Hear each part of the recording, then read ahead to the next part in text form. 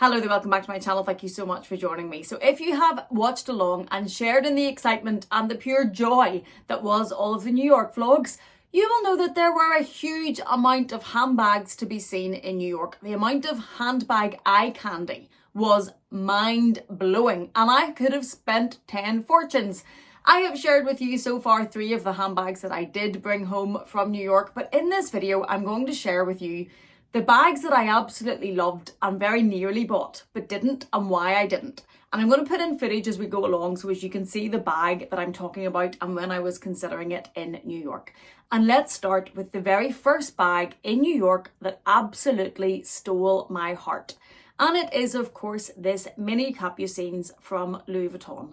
I saw this in my first visit into Louis Vuitton on the flagship store on 5th Avenue, and it absolutely took my breath away. It blew my mind. Deb and I were shopping in Louis Vuitton before going to meet Meredith and Lisa, go for lunch hosted by Dior. We were looking at some of the other Louis Vuitton bags and trying them on, and the lady said, would you like to see some of the exotics? And Deb said yes, because she likes exotics, and I went along for moral support. I went along just to be a good friend. And then I turned the corner and this bag was sitting on the back wall and I literally caught my breath. I gasped. I was like, oh, that is absolutely stunning. It blew my mind. It was an absolutely beautiful bag. And what I loved about it was the colours. I loved the design of it. I loved the way that the colours, and it almost had like a marble effect. It was very much a bag, my sort of colours.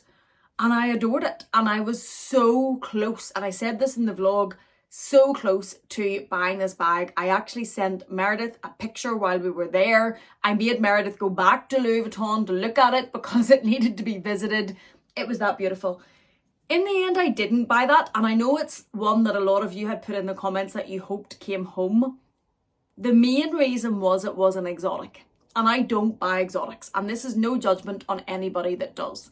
This is the most tempted I have ever been to buy an exotic bag. And I can understand why people do. Because the finish on them, the shimmer on them, the colour, the way it caught the light, I just don't see how they could replicate that with leather. And it was absolutely stunningly beautiful.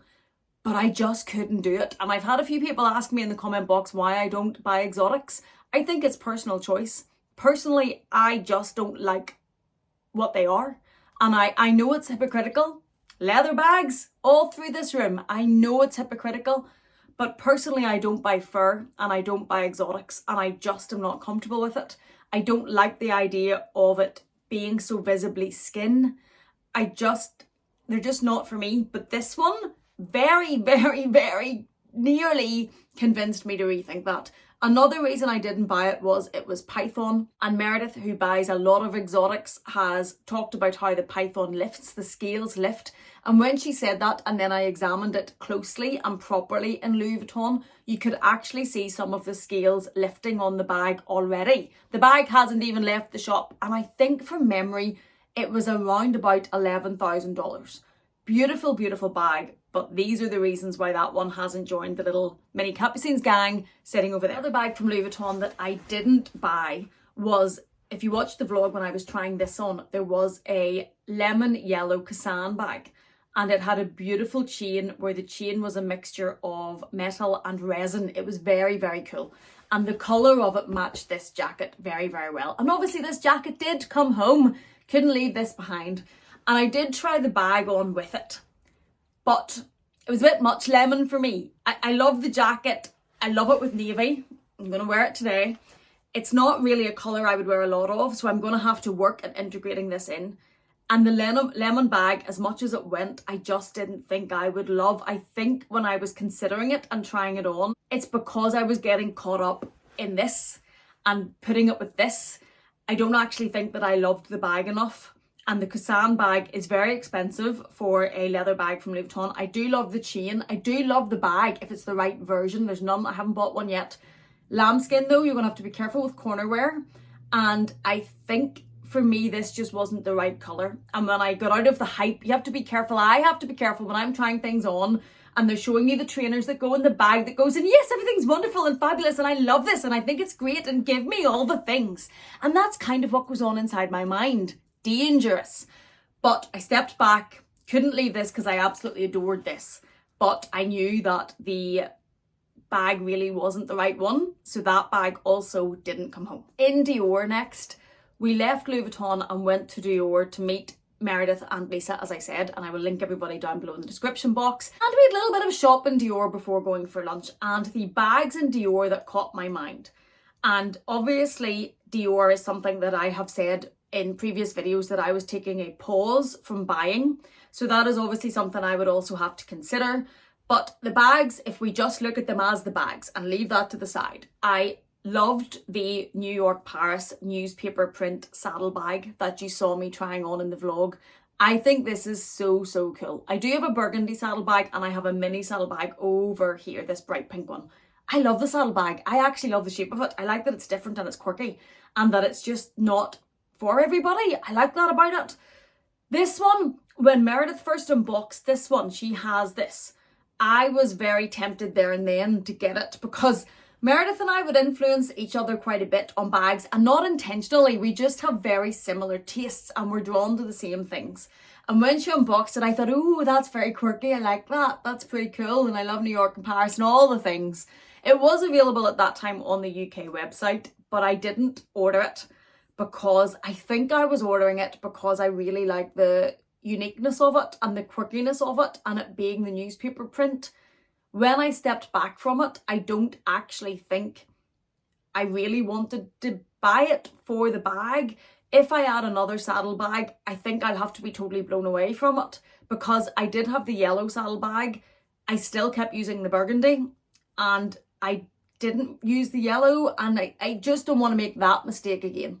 So I didn't order it at the time, and when we tried it on then in Dior, and again when I saw it in person, I hadn't realised it was raised and etched and it's very tactile, and I like that in bags. The one that I tried on actually wasn't available for me to buy. So I did love it.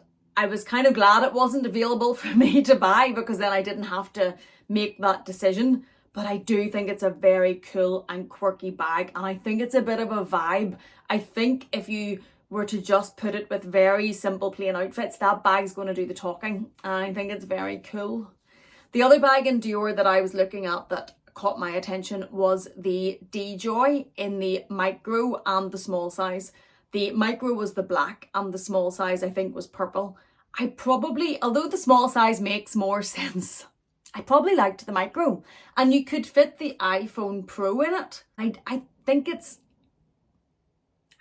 a very fun little bag, and I liked the chain. It was black though in the micro, and that is not going to tempt me enough to make me think about actually buying it, and that's why one of those bags didn't come home. This big temptation was Fashionphile. Oh my goodness.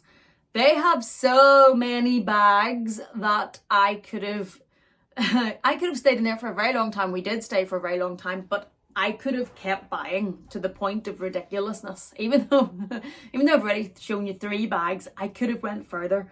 They just have so much inventory in stock, and it's because that we don't have that type of consignment store in the UK and Ireland with that amount of bags. It's very kid in a candy shop for someone coming over like myself. I did buy 3 bags from Fashionphile. I bought the Chanel sequence bag you can see up here, I bought the La Pausa bag here, and I bought the Fluoro Petite Mal. That's quite a lot of damage. I could have also bought, there was a lot of bags, but we're going to stick to the ones that I was very close to contemplating buying. The first one was the Mini Kelly. This was actually the easier decision not to buy because it wasn't the right colour, and it was $30,000. Wow. It was a burgundy red. I wanted to try on a Mini Kelly. I've talked about them for so long. I love the Mini Kelly. I think it's a bit of a vibe. I think it's cool. I like how small it is. But on the resale market, they're so expensive. And when I've talked to you about them, I've said I've never even actually seen one apart from behind glass. So getting to try one on, put your phone in, see what it looked like on, I was very thankful to get the opportunity to do that. Unfortunately, I don't hate it, but it at least now I've seen one and held one. They're beautiful. If you like small tiny bags, they're not going to be a bag that's easy to use all the time, but I think they're pretty cool. This was the wrong colour in dark burgundy. Even the pink they had was the wrong colour. But $30,000, absolutely the wrong price. I'm not spending that. I am not spending that on a Mini Kelly. I can't think of any bag at the moment that I'm spending $30,000 on. And there are some other resale sites where they're starting to come down a bit in price, but that completely ruled me out. Even if that had been the perfect colour and I had put it on and thought, oh my goodness, all my dreams are made in a handbag, I'm not spending £30,000 on said dream, because I'm just not doing that. That's not going to happen. The other bag in Fashionphile that I was so close to buying, and so many of you in the comment box of the vlog on Fashionphile said, I hope you bring that home. I hope you haven't left that. And it is, of course, the mini Fendi baguette in the Lunar New Year, which is all of the pinks. I loved it. I love pink bags. Shock. Why did I not buy it? I really could have bought it. I really loved the thick strap that came with it. It was a good length and it fit me very, very well. That's one of the things I was worried about that bag, because it's not the normal chain. I thought it worked very well with that thick strap. This is a bag that I could see me trying to track down on the resale market and buy, because I thought it was cool. The one that they had though it was a decent enough price, but when you looked down on it, because the FF Zucca on those are fabric and they're almost embroidered on it, when you looked down you could see some of the threads lifting slightly. So it looked a little bit worn, not hugely worn, but you could see it. When I was looking down at it, it caught my eye. That was one of the reasons that it just looked a little bit worn, and I didn't want to just jump on it because it was available. The other reason is I had already decided in my mind that I was buying that Chanel sequins bag, which was not inexpensive. I was buying that fluoro Louis Vuitton Petite Malle, not inexpensive. And I was kind of deciding between the mini baguette from Fendi and the La Pausa bag over here. Now, I know a lot of you didn't love the La Pausa bag in the vlog, and that's absolutely fine because it's me that's buying it. And I loved it, and I think it was quirky and cool, and I loved the shape of it. And I thought it was more different than the Fendi mini baguette. The thing with the Fendi mini baguette was it's pinks. I got a lot of small pink crossbody bags. I'm actually in the process. Some of you are eagle-eyed and have messaged me to say, there's some bags missing from your background. I'm in the process of putting together bags I want to let go and things I want to let go, because my tastes are changing a little bit and I want to bring in some different styles of bags, and I have too many of similar styles and similar colours, so there is a pile growing and I'm in the middle of doing that. And there is a pink crossbody bag in that because I have so many of them. So when I was looking at the Fendi crossbody, it's so similar, and I have so many other bags that I could wear in the same occasion as that, and I could wear with the same outfits in the same way. The La Pausa was just that little bit more different, and it's something that's been on my radar for a very long time. It's quirky. I like it. Most of you didn't, but I did. And that's why I chose that one over the Fendi mini baguette. I still love it though. That's one that I wouldn't rule out, but just, I have a lot of pink bags. It was going to fill that gap, which is definitely not a gap in my collection, and it was a little bit worn. And that's why that one didn't come home, even though that was a firm favourite in the comment box. The next bag that I was very, very, very tempted to buy was in What Goes Around Comes Around. Now, I will find a picture of the bag and put it on the screen because they didn't allow filming in that store. It was an Alma BB. I've talked about this previously, in the Vernay leather in stripes. It's a stripe almost like a, maybe like a burgundy and a pinky red. It's very cool. It's very, very cool. And the price on this, whenever they actually negotiated a bit, wasn't too bad. I loved it, and it's quirky, and it would go with what I'm wearing today. In fact, it would be an outfit with what I'm wearing today. It just would go so well. But I had bought 3 bags. I had bought other things you haven't seen yet. I had bought the Chanel gloves. I'd spent a lot of money. And I have the black and white Alma Louis Vuitton BB bag. This one. And the one I was looking at was the same size and shape of this. I haven't worn this that often yet because it's a hand carry bag for me. So I was very conscious that bringing another one home, and I haven't even worn this one that much. And this was expensive. Might be a duplication, or just because I haven't worn this enough yet really to bring another one in of the same shape. But this is a bag, and this is a pre-loved bag. I don't think it's old enough to be vintage, but I wouldn't rule out this coming into my collection. I think it's very cool. And I think it's something as a handheld bag styled with the right outfit is very, very cool. And I know it's another pink bag, but it's a twist. It's not the same as these. I hear it, I'm justifying it, but it's not the same as these crossbody small rectangular pink bags. It's something different. I think this is one of the ones that's gone onto my list of long-term add to your collection bags because I think it's cool. And finally, the next type of bag that I was very tempted by because I'm a magpie was the Judith Leiber bags. Wow, stunning, stunningly beautiful. Meredith and I went there twice and it's sparkler lover's dream. They're works of art, they're beautiful. And I can see how people start collecting these as a collection. If I was buying one of these, it has a collector's piece. It wouldn't really be as a bag to use. You might use it the very rare occasion, but it's really a collection. And I can see how people grow that collection. They're stunning. I was in love with the lipstick, although, lol. Some people did comment that the lipstick reminded them with a certain part of a male's body. And we'll leave that there and go no further. I also loved the butterfly. The colours on the butterfly were stunning. They were so bright and pinks and teals and purples. Oh my goodness me. So beautiful. I loved the cupcake, which of course is famous from the Sex and the City movie. Whenever Lily puts the phone in and closes it and Carrie doesn't hear Mr. Big phoning her to reassure him before the wedding. Famous, infamous, beautiful, stunning piece. And I also liked the microphone. Although the microphone was all silver, I probably would have liked one with a little bit more colour. I was very tempted by these, but I knew that getting one was as a collection and as a collector's piece to add. And I had spent so much, I just didn't think I was at the point to add one of these as well and to bring one of these home for that purpose. And that's why I, spoiler alert, didn't buy any of those. They're stunning. And I totally get collecting those. Beautiful. But just with the price of them, I think the ones that Meredith and I were looking at were ranging somewhere between $5,000 to $8,000. So they're not inexpensive, but they're stunningly beautiful.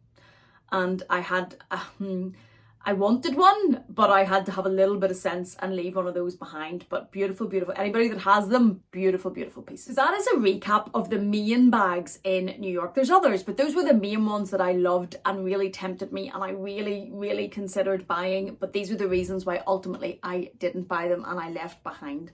Let me know of any of these if you think they were terrible decisions and I should have bought them.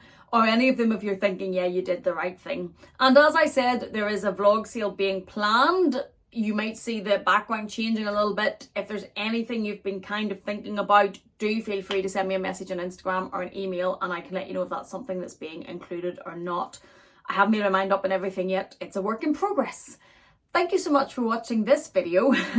Thank you for following along on all of the New York vibes. It's been great. It's been such a hype. It's been wonderful. If you enjoyed this in any way, please do consider giving it a thumbs up. If you haven't yet, please do consider subscribing. And if you're not done with me yet, I'm going to leave another video for you on the screen to enjoy. Thank you so much for being here. Thank you for watching me. Please take care and I will see you again in the next one.